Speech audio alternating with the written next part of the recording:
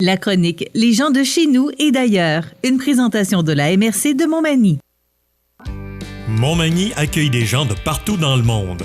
La MRC de Montmagny est là pour sensibiliser la population à bien accueillir ces gens qui viennent du monde entier. Parce que la diversité est une force dans notre région. Je vous souhaite la bienvenue à cette autre chronique, Les gens de chez nous et d'ailleurs, et je retrouve avec un immense plaisir Hamilton Sidal. Bonjour, Hamilton. C'est pas la première fois, bonjour, qu'on fait ensemble l'émission. C'est un plaisir, mon ami. Moi aussi, mon ami. Et aujourd'hui, tu es accompagné de Mme André Richard, qui est enseignante en français d'éducation aux adultes. Bonjour, André. Bonjour. Vous Ça me fait bien? plaisir d'être là. Ben, oui, c'est un plaisir de vous recevoir. Aujourd'hui, on va parler de la francisation, la clé de l'intégration. Et pourquoi? C'est que la francisation au Québec joue un rôle crucial pour la communauté dans l'intégration des personnes issues de l'immigration pour plusieurs raisons. Et c'est la note que Hamilton m'a donnée. Et pourquoi on a une enseignante en français aujourd'hui? C'est que pour ces gens qui viennent s'installer chez nous, apprendre le français. D'abord, André, le français, c'est pas une langue facile à apprendre. Effectivement, nous accueillons des gens qui arrivent des Philippines et qui parlent tagalog. Donc, on comprend que c'est un autre alphabet. Donc, tout un apprentissage, ne serait-ce que de l'alphabet, des sons et des expressions québécoises, c'est vraiment un grand défi pour ces gens-là. Donc, chez nous, on accueille beaucoup de Philippins, aussi des Chinois, tout le monde asiatique, latino aussi. Donc, eux autres, ils ont vraiment un apprentissage majeur à vivre lorsqu'ils s'intègrent. L'apprentissage du français à la base. Et ensuite, on ne doit pas oublier qu'on enseigne aussi le québécois. Parce que nous avons des expressions québécoises qui ne sont pas faciles à comprendre pour eux. Alors, c'est un grand défi pour eux d'apprendre le français. C'est pour ça, Michel, qu'au début de la chronique, on a dit que c'est la clé, c'est la francisation. Quand je parle de la clé, c'est la francisation parce que c'est le début. C'est le début d'intégration, c'est justement être francisé. C'est pour ça que je dis que cette chronique, c'est important aussi, pas seulement pour motiver les nouveaux arrivants à faire partie de la francisation, faire partie de nos programmes de francisation, mais aussi les gens du Québec, les Québécois, j'invite les gens à être des ambassadeurs aussi de la langue française. Et c'est important aussi la participation des gens natifs dans le processus. Raconte-nous un petit peu ton expérience, André. Alors, en classe, ce que j'aime beaucoup offrir à mes élèves, particulièrement en dernière partie du cours, c'est de leur offrir l'apprentissage du français à travers la culture québécoise. Alors, on voit une notion en grammaire, par exemple, le sujet avec le verbe. Bien, je vais leur présenter une chanson, par exemple, des Cowboys fringants ou de Jean Lapointe, un texte troué de la chanson, et on va aller repérer le sujet avec le verbe. On va écouter du vocabulaire. Donc, je passe la culture québécoise à travers la chanson parce qu'on le sait, les Québécois aiment chanter. Lors des festivals, on l'entend. Les gens chantent avec le groupe en question. Donc, je passe la culture française québécoise à travers notre belle musique, nos poèmes. On est riche en chanteurs et en poètes au Québec. Alors, d'une semaine à l'autre, c'est Jean-Pierre Ferland, c'est Yvon Deschanges, c'est les Cowboys fringants. La dernière, c'était les deux frères. On a du beau français québécois dans nos chanteurs, dans nos chansons. Alors, on en profite pour sensibiliser aux Français et leur donner le goût d'apprendre le français québécois, notre belle culture à travers cette façon d'enseigner que je fais. Je suis très heureuse de ça et ils sont très heureux aussi. Est-ce que je comprends que vous avez deux langues à apprendre à nos gens qui arrivent chez nous, le français et le français québécois? Effectivement. À ce point-là? Oui, notre français est, je leur dis, il est raccourci, le français. Alors, par exemple, si je dis « je suis parti en voyage », bien, on va entendre les Québécois dire « je suis parti ». Alors, eux, ils entendent en classe « je suis parti ». Il faut comprendre. Tu ne penses pas, mais pour une personne allophone, une personne qui vient d'arriver, c'est ton défi aussi. Oui. C'est un double français qu'ils ont à apprendre. Et s'ils se promènent au Québec, mais partout dans le monde, chacun a ses accents, ses couleurs. C'est ça qui est beau.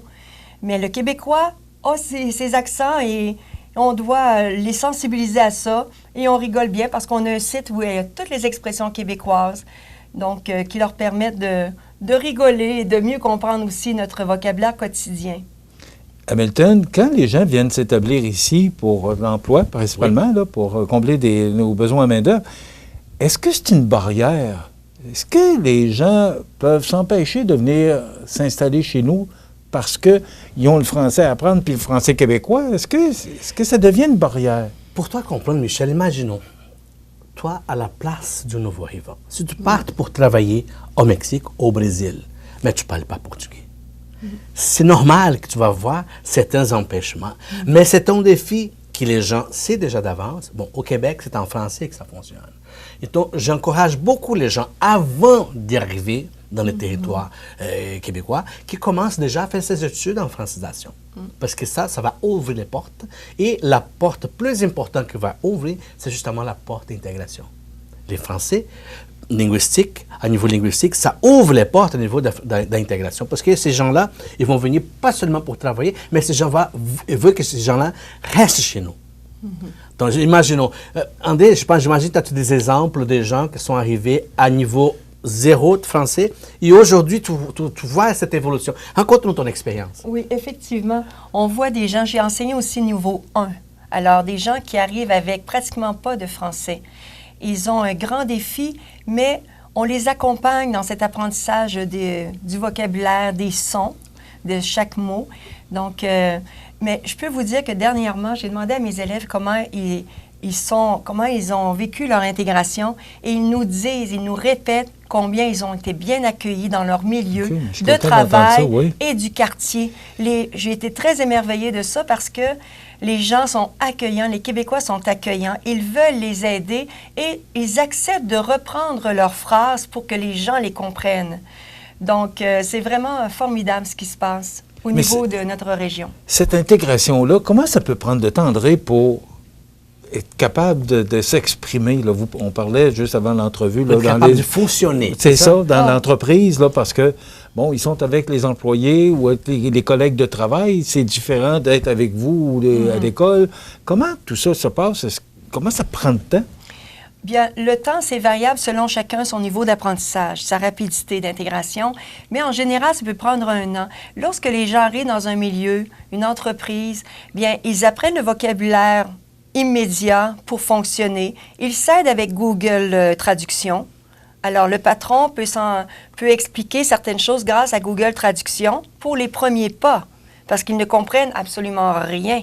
Donc, on y va avec ces instruments-là sur place dans l'entreprise, mais grâce aux cours, on apprend tranquillement. Puis, les gens sont débrouillards aussi, ils vont sur Internet pour apprendre par eux-mêmes avec des sites exprès pour eux. André, vous êtes vous communiquez directement avec ces gens-là. Est-ce qu'ils arrivent avec l'enthousiasme d'apprendre le français ou j'ai pas le choix comment ces gens-là arrivent ici? Bien, honnêtement, je sens que les gens vivent un grand soupir parce que c'est pas évident. C'est la réalité. Les gens trouvent ça difficile et certains arrivent avec de l'anglais. Alors, ils ont tendance, un certain nombre, malheureusement, nous quittent parce que c'est très difficile pour eux. L'anglais est plus facile à apprendre que le français? Ils l'ont déjà dans leur pays. Ils ont l'anglais souvent comme deuxième langue. Alors, parfois, certains qui ont moins d'habileté à apprendre le français se découragent et ils vont se transférer vers d'autres provinces. Est-ce que dans ces cas, André, as-tu une stratégie pédagogique de comment motiver les gens, justement, quand tout ça, que l'élève perd un peu la motivation? Je sais que tu fais toujours des animations en classe. Il y a quelque chose, un secret magique pour ça? Bien, je l'ai dit un petit peu tout à l'heure, parce que j'ai dit que je termine toujours ma classe en chantant. On présente un chanteur ou un poète, un humoriste, ça c'est plus difficile quand même, mais moi j'ai les niveaux plus avancés, là. Ils peuvent comprendre un peu, mais toujours en karaoké, avec les paroles, on peut suivre, puis avec un texte. Donc les gens aiment beaucoup ça, ils rient. On a même vu le Cirque du Soleil pendant une semaine.